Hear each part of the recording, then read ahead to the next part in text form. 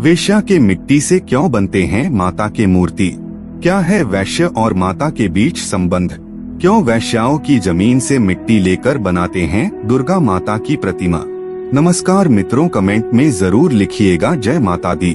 उत्तर भारत और उत्तर पूर्व से लेकर देश भर में नवरात्रि का पावन त्योहार धूमधाम से मनाया जाता है।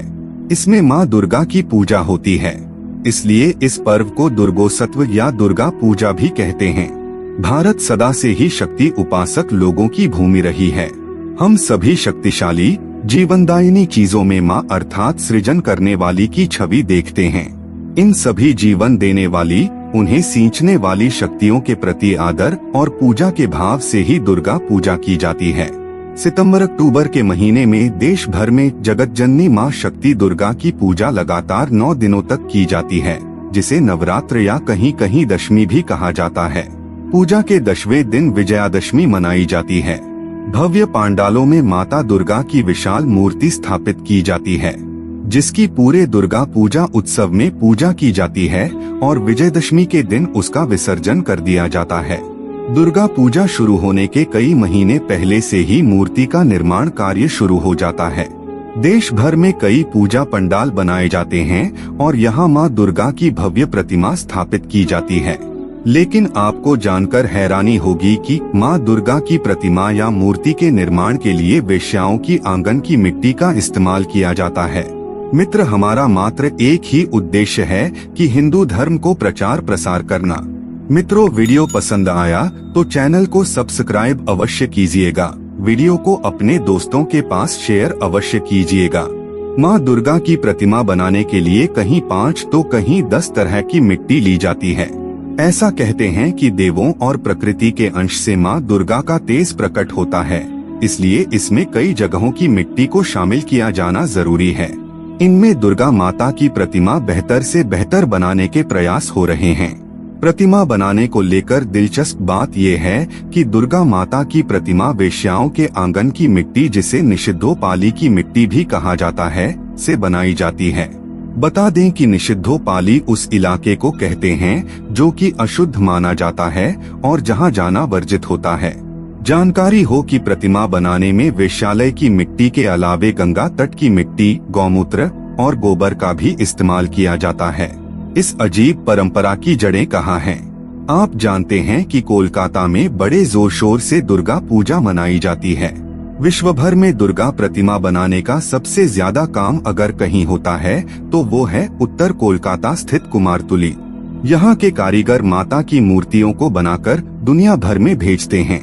मूर्ति बनाने के मात्रा को आप इसी से समझ सकते हैं कि पूरा एक क्षेत्र कारीगरों से भरा हुआ है, जो कि साल भर दुर्गा प्रतिमा बनाने में जुटे रहते हैं। बाकी के खाली समय में वे अन्य देवी देवताओं की प्रतिमा भी बनाते हैं। कुमारटुली देश विदेश में इतना फेमस है कि वहाँ रोज आपको विदेशी सैलानी टहलते मिल जाते हैं। वे कारीगरों की कलाकारी और बारीकियों के बारे में जानने आते हैं। वेश्याओं के आंगन की मिट्टी से प्रतिमा बनाने की जड़ें कोलकाता के इसी कुमारटुली से जुड़ी हैं। कुमारटुली से कुछ ही दूरी पर एशिया का सबसे बड़ा रेड लाइट एरिया सोनागाछी पड़ता है। बताया जाता है कि कलाकार दुर्गा प्रतिमा बनाने के लिए सोनागाछी की वेश्याओं के आंगन की मिट्टी का इस्तेमाल करते हैं। ये एक प्रकार से एक परंपरा बन चुकी है और इस मिट्टी की मांग दूसरे शहरों में भी है, जहाँ दुर्गा माता की प्रतिमा बनाई जाती है। लिहाजा अब ये पैक में मिलने लगा है। पूजा सामग्री वाले दुकानों में इस मिट्टी को बिकते देखा जा सकता है। आपको ये परंपरा कुछ अटपटा तो नहीं लगता? आइए इस अजीब प्रथा के शुरू होने की वजहों पर नजर डालते हैं।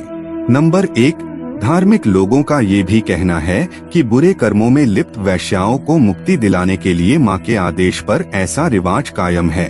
उनके आंगन की मिट्टी से माँ की प्रतिमा बनते ही सभी पाप कर्म धुल जाते हैं और उनकी मुक्ति का मार्ग मिल जाता है।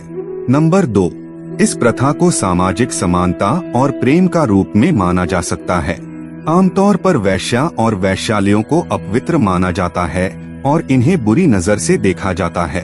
लिहाजा समाज के ऐसे वर्गों को भी पूजा जैसे पावन काम में ससम्मान शामिल करने के लिए प्रतिमा निर्माण से ही इनकी भागीदारी सुनिश्चित की जाती है।